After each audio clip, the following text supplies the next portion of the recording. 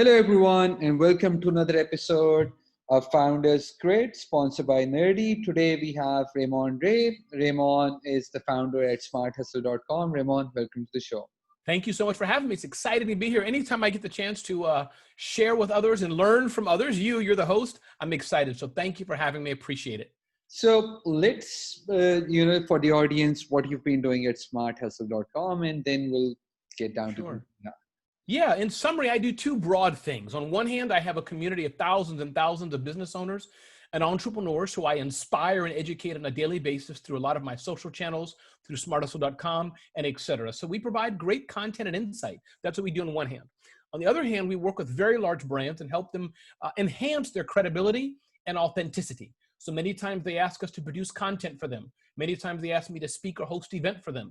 So they're looking for a face, a personality to help carry their brand and bring it to life. And that's what we do at Smart Hustle. That's what I do as a speaker, as an author, and a writer day in and day out. So inspire business owners on one hand and work with very large brands or smaller brands, kind of like we're doing today, and help really inspire their communities as well. And I love doing it. Got it. So now just deep diving into today, just kind of like COVID, unfortunate times, and it has affected a lot of jobs, Sure. It has affected especially a lot of different communities as well, So let's start with, do you think we've been talking about, people are going to lose their jobs, the universal basic income and those kind of things for the last 5 years, right? But now, do you think the job losses and everything, COVID has acted as a catalyst for it? And are there multiple jobs that won't ever come back? Yeah, I think so. I think what we're seeing, and again, I'm not an economist, but from what I've read, from what I get a sense, I think we're seeing a few things. There are tens and tens of thousands of people, obviously, that have lost their jobs. Some, hopefully over time, will get their jobs back. Others, I think it's kind of been a reset for the global economy. And unfortunately, a large segment of people will be on government payrolls and supported by the government and their families for the foreseeable future. I think another segment of people will be blessed. It could be you, could be me, or fortunate that we either have transferable skills to get new jobs relatively easily. We can fit in to a different flow, or it may take us 6 months to a year to learn a new skill and get a new job. And then 3, let's remember that there's a number of people that are going to dip their toe into entrepreneurship. It could be yourself. Maybe by day you're a programmer. At night you wanted to write a book. Maybe Mustafa will want to write his new book and sell it instead of being a developer. So that's how I see it. Oh, that's interesting. That's it. Learning new skills online, learning new skills part-time. Your thoughts on that? Is that possible, for especially individuals who are in their mid-30s, late 30s, early 30s? Do you think career shifts are easy? I think it's not easy for sure, but I think, Mustafa, you have to do it. For those that are older, not 16, 17-year-olds, as you said, that demographic, 30, 40, whatever the age is, I think you have to discipline your mind and go back to school and learn any way you can, whether in person.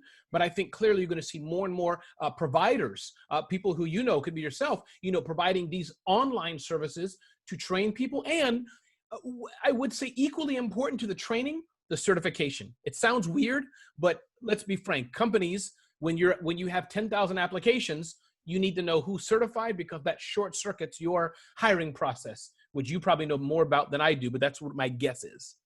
Got it.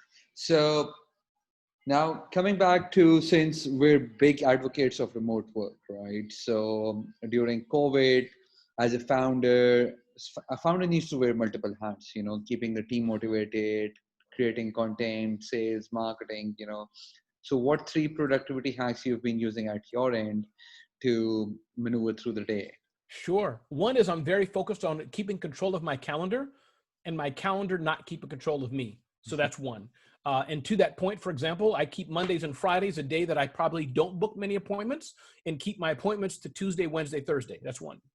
I think 2, I try to say no as often as I can with a smile. So somebody says, Ramon, can you do X, Y, Z? Maybe somebody on my team can do it. Maybe somebody on my team could do it better, or maybe I should do it later on. So being able to say no. And I think point 3 is my inbox, my email box. I'm pretty focused on keeping a 0 inbox. I do quite a bit of filtering and management of my inbox. So, Ramon, you have an extensive experience when working with multiple founders, entrepreneurs, you know.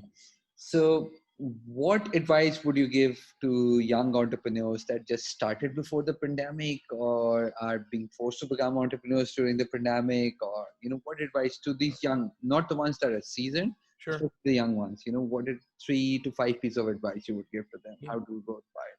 I think balance the aspect of optimism, of which so many of us business owners have, with the aspect of reality. So if you think you need $1,000, you probably need 10,000. If you think it's going to take 30 days, it's probably going to take a year. That's one. I think two, save as much as you can and go into debt as little or zero as you can.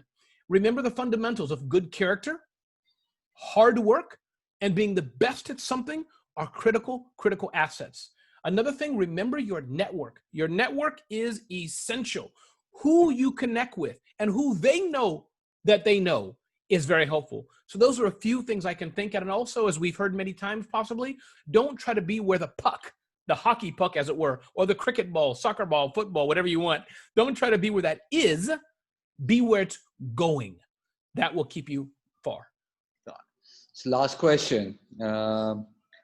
That's it? I thought we were going to talk for 2 more hours. No, I'm sorry. I'm pretty sure we could have talked for an hour. I would two. You can, yeah, 1 hour for sure. But my marketing team, they just kind of like cut off the podcast. I got you. I got you. I've seen a couple of them where they just kind of like cut me off, and I'm like, okay, come on, let me at least say the host goodbye. The scissors come out. The scissors come out. So the last question, it's primarily in regards to September 2019. The WeWork debacle started happening because everyone was rethinking office space. The WeWork debacle started happening. In March 2020, COVID came, right? And now even the traditional companies have been forced to go remote. The ones, especially the banking sector, Wall Street, finance, in New York, they have been most conservative. Even getting rid of a tie wasn't easy for them, right? Now COVID, everyone thought it would go away in 3 months, but it's been here for like 6 to 8 months now. What are your thoughts when it comes down to remote work? Will the offices go back to normal once the vaccine is out and everything, or do you think we're going to see a new era of working environment? So first, about the vaccine and about COVID, I just want to say that for sure, many thousands of people have died and have been sick. But I think let's remember a lot of it is just our internal fear.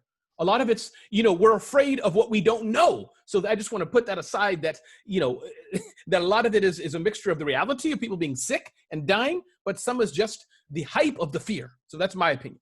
But having said that, I think that, yes, there will be a time when we'll be going back to offices, but things will never be as they were before. So I think those people who are not used to working from home, not used to being self-regulated, you better get used to it, because absolutely, this is a new way, I think, that all of us are working, and we all would behoove ourselves to get used to this new way of working, for sure. Raymon, thank you so much for being on the show. I know it was a very sprint one, but we have to keep them within 8 to 12. Thank you so much for being on the show. Take care of yourself and stay safe. It's a pleasure. Thanks for having me.